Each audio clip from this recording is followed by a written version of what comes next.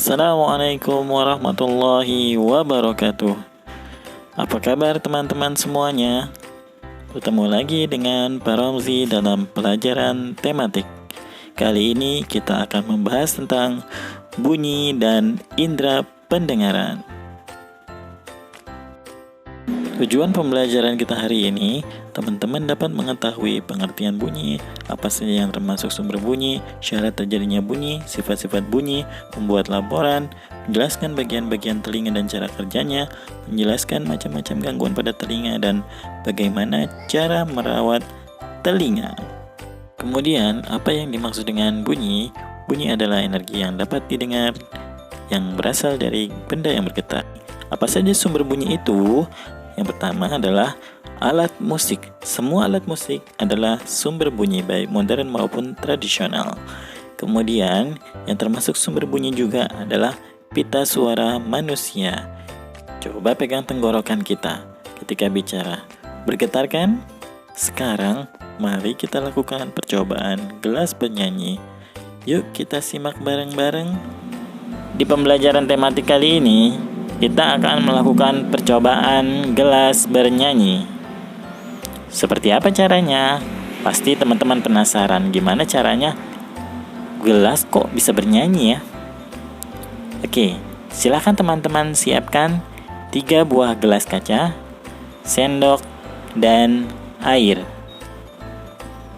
Langkah-langkahnya, silakan teman-teman tuangkan air ke dalam gelas dengan ketinggian yang berbeda-beda. Yang pertama, cukup sedikit saja. Gelas yang kedua, lebih banyak. Gelas yang ketiga, paling banyak. Seperti ini teman-teman. Selanjutnya, silakan kita pukul satu persatu gelas tersebut menggunakan sendok. Kira-kira seperti apa bunyinya ya? Gelas yang pertama, gelas yang kedua, gelas yang ketiga. Kita coba ketiga-tiganya ya. Apakah benar nih gelasnya bernyanyi?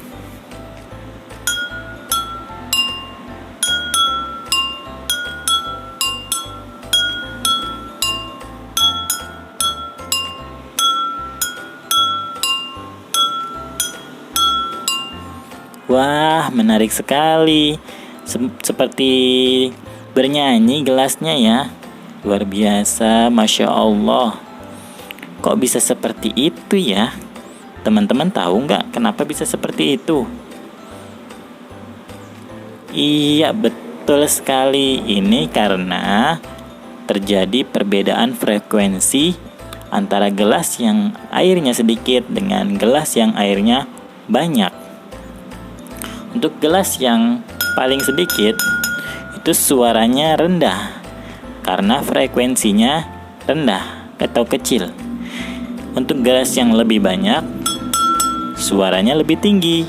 Sedangkan gelas yang paling banyak, suaranya paling tinggi. Sehingga ini artinya adalah semakin banyak airnya, frekuensinya semakin tinggi atau semakin besar, sehingga suaranya semakin tinggi.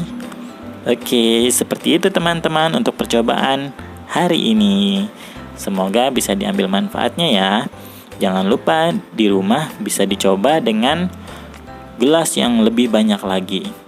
Tadi Pak Ramli sudah menyampaikan beberapa sumber bunyi. Di antaranya juga gelas yang tadi merupakan salah satu sumber bunyi.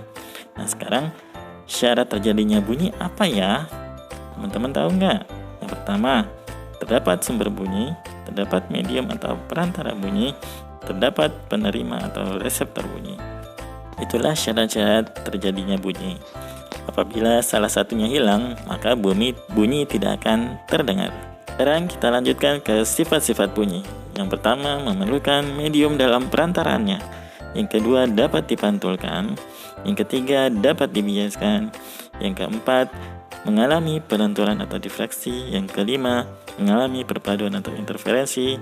Yang keenam, termasuk gelombang longitudinal. Oke teman-teman, sekian penjelasan tentang bunyi. Sekarang kita masuk ke indera yang berfungsi untuk mendengarkan bunyi, yaitu telinga. Apa saja bagian-bagian telinga? Telinga terdiri dari 3 bagian, yaitu telinga luar, telinga tengah, dan telinga dalam. Telinga luar terdiri dari daun telinga dan lubang telinga. Daun telinga berfungsi untuk menampung gelombang bunyi serta suara yang masuk ke telinga. Kalau lubang telinga berfungsi sebagai jalan masuk bunyi ke dalam telinga. Telinga bagian tengah terdapat gendang telinga.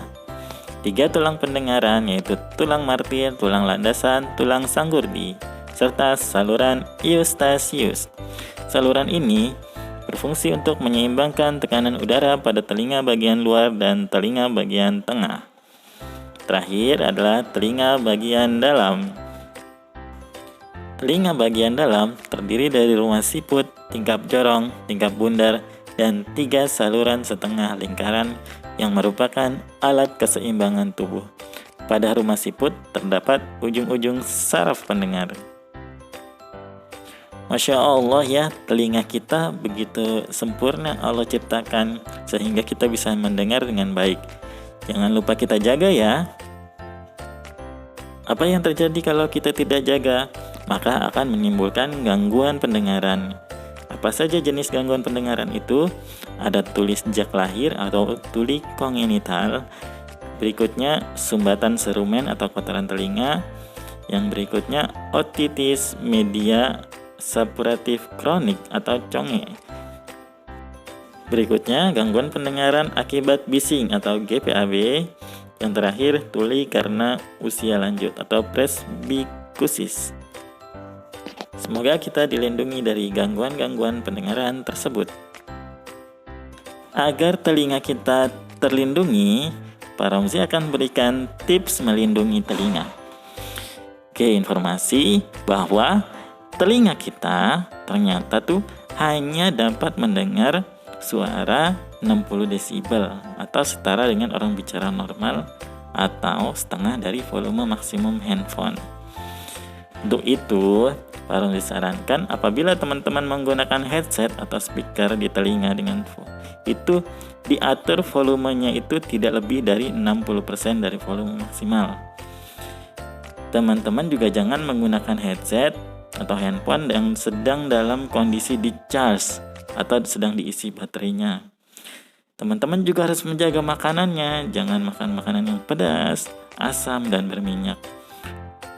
Teman-teman juga harus banyak minum air putih, kemudian harus menghindari lingkungan yang bising atau berisik, terlebih apabila suaranya sampai lebih dari 80 desibel.